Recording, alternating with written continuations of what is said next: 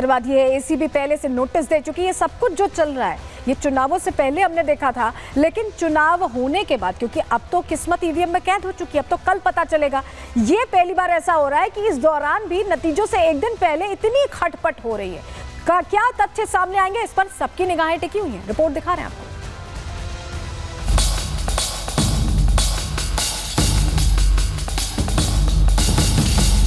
जिस राज्य में हारते हैं तो ये ऑपरेशन लोटस शुरू कर देते हैं। इन्होंने 7 हमारे विधायकों को 15-15 करोड़ रुपए के ऑफर दिए हैं। ये तथ्य सामने रखे हैं, कौन आदमी है, किसने फोन किया, किसका नंबर है, ये झूठ बोलते हैं, भाग जाते हैं। दिल्ली विधानसभा चुनावों के नतीजे आने में कुछ घंटे शेष हैं, लेकिन दिल्ली का सियासी पारा हाई है। जिस तरह चुनाव से पहले आरोप प्रत्यारोप का दौर चला, वो मतदान के बाद भी बदस्तूर जारी है। नतीजों से ठीक पहले आप संयोजक अरविंद केजरीवाल और संजय सिंह ने बीजेपी पर ऑपरेशन लोटस का आरोप लगाते हुए सनसनी फैला दी। केजरीवाल के मुताबिक उनके 16 उम्मीदवारों को 15 करोड़ का ऑफर मिला। वहीं संजय सिंह 7 विधायकों को ऑफर मिलने का दावा कर रहे हैं, लेकिन अपने दावे को मजबूती देने के लिए सबूत नहीं पेश कर रहे हैं। जिस राज्य में हारते हैं या हारा हुआ खेल इनका होता है तो ये ऑपरेशन लोटस शुरू कर देते हैं। दिल्ली में चुनाव हार रहे हैं और जब ये देख रहे हैं कि हम चुनाव हार रहे हैं तो इन्होंने 7 हमारे विधायकों को 15-15 करोड़ रुपए के ऑफर दिए हैं, उनसे संपर्क किया है। आम आदमी पार्टी की आप लीडरशिप के आरोप तो आपने सुन लिए, लेकिन अब बात उनकी जिन्हें ये कथित ऑफर मिला है। आप संयोजक अरविंद केजरीवाल के दावे को मजबूती देने के लिए आप प्रत्याशी मुकेश अहलावत और विनय मिश्रा मीडिया के सामने आए और बीजेपी पर आरोप लगाया। 12 बजे के आसपास फोन आया था मेरे पास और वो बोल रहे थे मिलने के लिए कि आपसे मिलना चाहते हैं और परवेश वर्मा जी के ने आपसे को फोन मिलवाया है।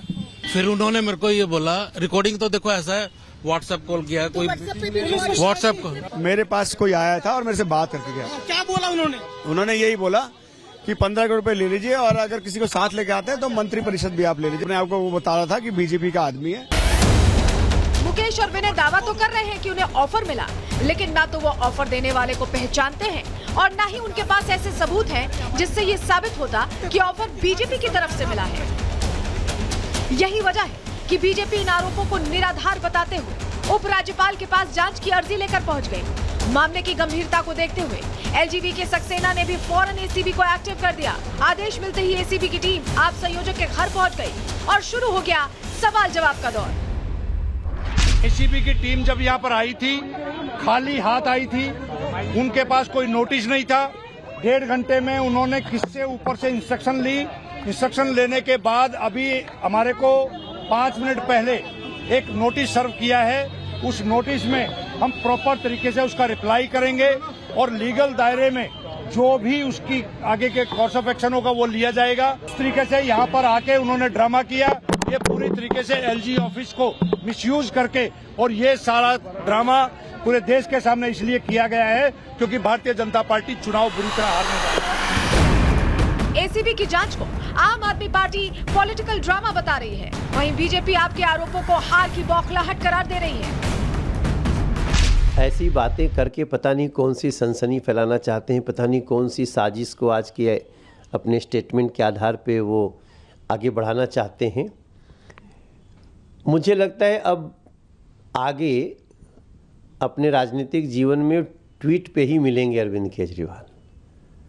अब जनता तो इनको नहीं बिठाने वाली है, जिस प्रकार का इनका चाल चरित्र और इनका नीयत रहा।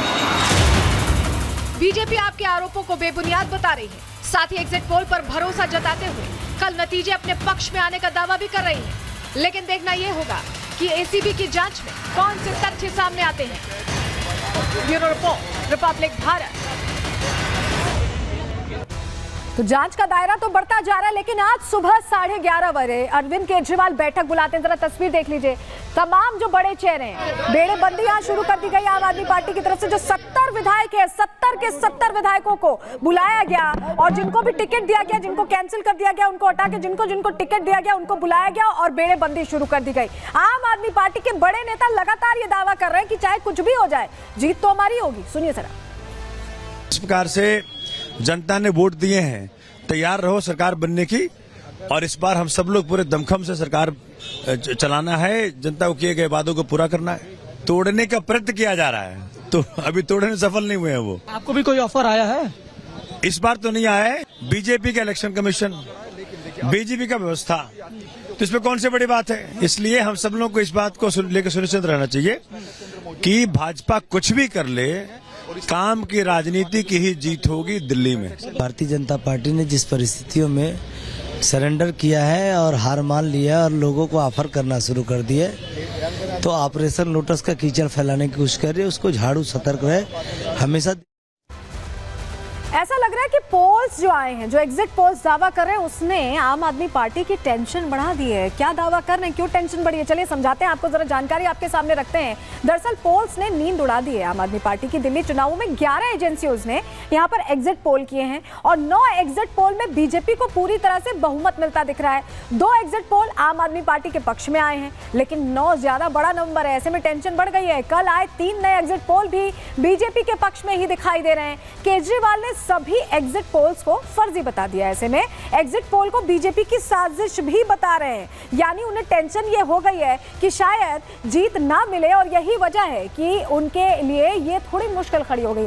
लेकिन जो 2 नए एग्जिट पोल्स आए उसकी जानकारी आपको दे देते हैं। सबसे पहले बताते हैं टुडे चाणक्य क्या कह रहा है, क्या प्रेडिक्शन उनकी तरफ से दिया गया है। चलिए जानकारी आपको दे रहे हैं। टुडे चाणक्य का प्रेडिक्शन है कि बीजेपी को 51 सीट्स मिल सकती हैं, आम आदमी पार्टी 19 सीट्स पे रहेगी, वहीं अदर्स 3, अब अदर्स में शायद कांग्रेस भी हो सकती है, लेकिन बीजेपी को 51 प्लस यानी क्लियर सरकार का इंडिकेशन बीजेपी को जाता दिखाई दे रहा है और आप 19 तक सिमटती टुडे चाणक्य में दिखाई दे रही है। वहीं आपको बताएं कि एक्सिस इंडिया का भी एग्जिट पोल है, उसकी भी जानकारी दे देते हैं। ये 2 नए एग्जिट पोल्स हैं जो हम आपको बता रहे हैं और इनमें बीजेपी को 45 से 55 के बीच यानी सरकार यहां भी बनती दिख रही है बीजेपी की। आम आदमी पार्टी को 15 से 25, कांग्रेस को 1 और अदर्स को 1 दिखाया जा रहा है। तो ये जो प्रेडिक्शंस हैं ये टेंशन जरूर बढ़ा रहे हैं आम आदमी पार्टी की और यही वजह है कि शायद इतनी हलचल आज भी दिखाई दे रही है। अब एसीबी को क्या जवाब देते हैं अरविंद केजरीवाल, क्योंकि आज तक का ही समय है, इस पर हमारी नजर रहेगी। लेकिन चुनावी टेंशन एक और जगह देखी जा रही है। अगले सेगमेंट की ओर हम बढ़ रहे हैं, बात मिल्कीपुर की करने जा रहे हैं।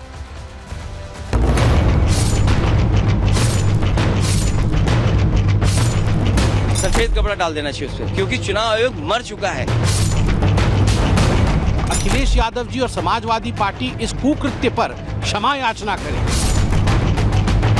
ये हार चुके हैं, जनता ने नकार दी है अखिलेश यादव को, इसलिए ऐसी खीस है। अखिलेश यादव भाषा की मर्यादा तोड़ रहे हैं। चुनाव आयोग पर जिस तरह की जबान वो बोल रहे हैं वो दुर्भाग्यपूर्ण है। मिल्कीपुर चुनाव को लेकर ऐसा लग रहा है कि अखिलेश यादव अंडर कॉन्फिडेंट हो गए, या उनको हताशा है या उनको हार का डर है, क्योंकि उनकी जुबान आउट ऑफ कंट्रोल होती दिखाई दे रही है। और यही वजह है कि पहले ईवीएम पर सवाल उठाते थे, अब संवैधानिक संस्था पर भी सवाल खड़े करने शुरू कर दिए। हुआ क्या है, चलिए जानकारी आपके सामने रख रहे हैं। सबसे पहले आपके लिए तस्वीर देखना जरूरी है जो कल सामने आई, जहां कफन लेकर, सफेद चादर लेकर यहां पहुंच गया अखिलेश यादव। जरा तस्वीर देखिए और उस पर लिखा हुआ था चुनाव आयोग। ये तस्वीर आपको संसद की बाहर की दिखा रहे हैं और ये चादर जिस पर चुनाव आयोग, डिंपल यादव भी आपको यहाँ खड़ी दिखाई दे रही है, सपा के और चेहरे हैं और चुनाव आयोग से नाराजगी जाहिर की गई है अखिलेश यादव की तरफ से। और कफन पर देखिए चुनाव आयोग लिखा भी हुआ है। तो क्या ये हार की हताशा है, ये अपने आप में प्रश्न है। जरा आपको सुनवाते हैं कि क्या क्या हुआ है, पहले समझिए। अखिलेश यादव ने इलेक्शन कमीशन पर निशाना साधा है। क्या कहा, मिल्कीपुर में वोटिंग के बाद उनका बयान आया, चुनाव आयोग मर चुका है, ये उनकी तरफ से कहा गया, हमें सफेद कपड़ा भेंट करना पड़ेगा। और यही वजह है कि सदन के बाहर वो ये लेकर पहुंचे थे। सपा सांसदों के साथ कफन लेकर पहुंचे अखिलेश यादव। हमने आपको तस्वीर दिखाई और कफन पर कैसे चुनाव आयोग लिखा हुआ है वो आप यहां इस तस्वीर में देख भी पा रहे हैं। कफन पकड़कर फोटो खिंचवाते दिखाई दे रहे हैं सपा सांसद और ये वही तस्वीर है। अखिलेश यादव ने फोटो भी खिंचवाई, कहा क्या वो भी सुनिए। मिल्कीपुर का चुनाव एक बहुत महत्वपूर्ण होने जा रहा है। इसमें अनुभव मिलेगा कि आखिरकार चुनाव कैसे कराती है सरकार।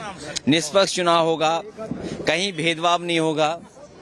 लेकिन हम लोगों की कई 100 शिकायत करने के बाद भी चुनाव आयोग का पता नहीं लगा कि कहाँ चुनाव आयोग। इसलिए मजबूरी में हमें ये सफेद कपड़ा डालना पड़ रहा चुनाव